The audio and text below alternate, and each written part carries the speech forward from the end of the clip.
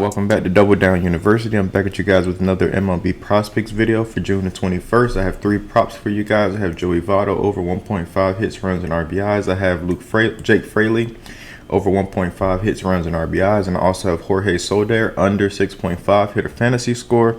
So let's get into it. I like to look at the lineup, see where they are batting in the lineup. So we have Jorge Soler batting in the second spot. We have Jake Fraley batting in the fifth, and Votto batting in the sixth hole.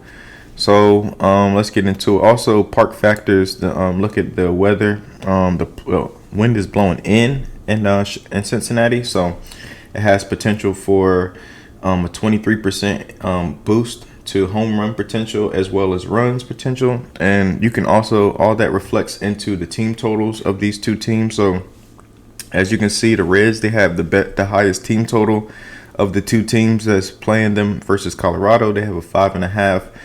Shaded towards the under run total, so they should average anywhere between 4 to 5 runs today.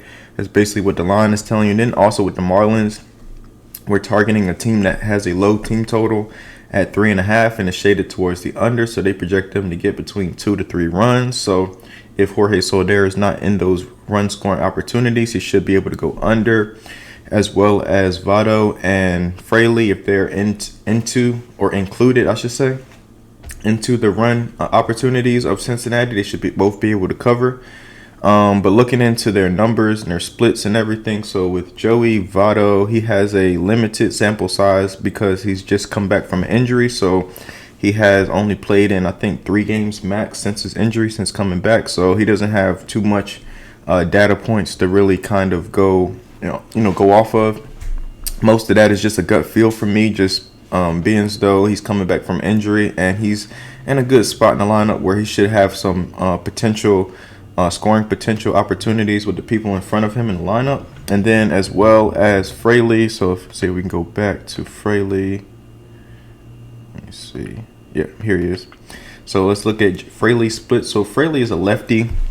He's going up against a righty, and he is at home. So his home splits is he's batting .279 against righties, which is pretty good. As well as this Connor Seabold kid to lefties, he gives up a .258 batting average.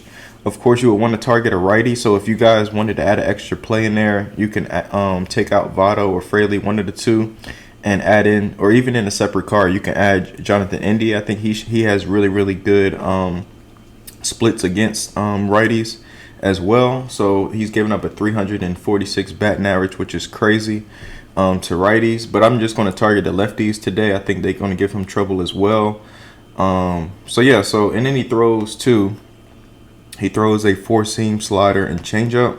And let's go back to Fraley. So Fraley, against those 3 pitches, a 4-seam slider, he bats .288 against a 4-seam. Against a slider, he bats .269, and then against a changeup, he bats .290. Excuse me. So that's a really good profile for him. He profiles really well against them. And then going over to Soler, he bats .268 against Kevin Gausman's fastball. And then against the splitter, he hasn't really faced a splitter too much. I think that's the pitch that's going to give him a lot of trouble, as he has a 0 batting average because he only had 2 plate appearances against a splitter and only seen it 1% of the time in the batting appearance.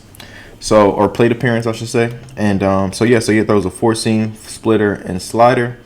And against the slider, like I said, he bats .237, which is not good.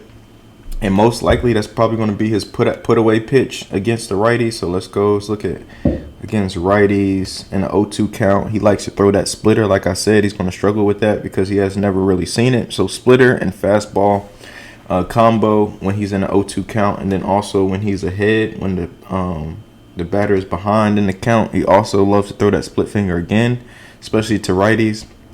Has a 59% thrown to righties and when the batter is behind in the count. So I really like that play as well. And then Gausman, looking at his splits against righties on the road, he's giving up a .236 batting average. So I really like this matchup for him as well. And then their bullpen is solid too. A lot of times you can't really factor in just based on the starter, because more than likely they will face the starter only twice. So Their bullpen is really good and can shut the door on him, you know, late innings if he has any potential to do anything with his runners on base, or whether, you know, just to allow him to not hit a home run to go over this 6.5. So I really like those 3 plays, and I'll kind of go back through them and tell them to you guys again. So Joey Votto over 1.5 hits, runs, and RBIs. Jake Fraley over 1.5 hits, runs, and RBIs. And Jorge Soler under 6.5 hitter fantasy score. Now, I'll give you guys some fringe plays that didn't make it to the list, but they are pretty good plays. For walks allowed, I like Taj Bradley over 1.5 walks allowed. The only thing that cautioned me from not putting him in my video is based on the fact that he only pitches 5 innings, so it's kind of hard to condense a pitcher down to like 5 innings and expect them to get 2 walks in the 5 innings. Now, granted, he can get it, you know, in the first or second inning, but I like to kind of do this kind of prop when it's a pitcher that I know is pitching 6 or more innings, because it gives more leeway and more opportunity for him to be able to get to this line. So I like that, as well as and this is a bad correlation with Soler, but I like Luis Arias at 6.5. I doubt we'll ever get to see him at 6.5.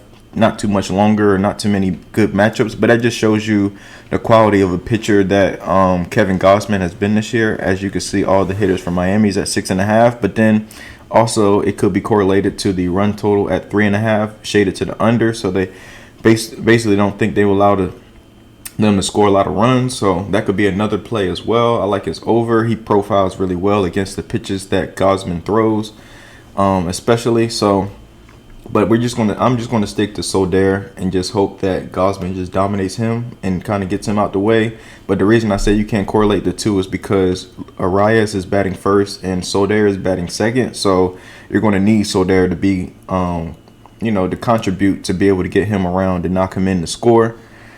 So those are my plays. I appreciate you guys. I'll see you guys next time, and I will be making a second and third video for the later slate of games today. Like, I think they have a 1 o'clock and 2 o'clock window, as well as a 7:40 through 9:40 window. So be on the lookout for those. So I'll see you guys next time.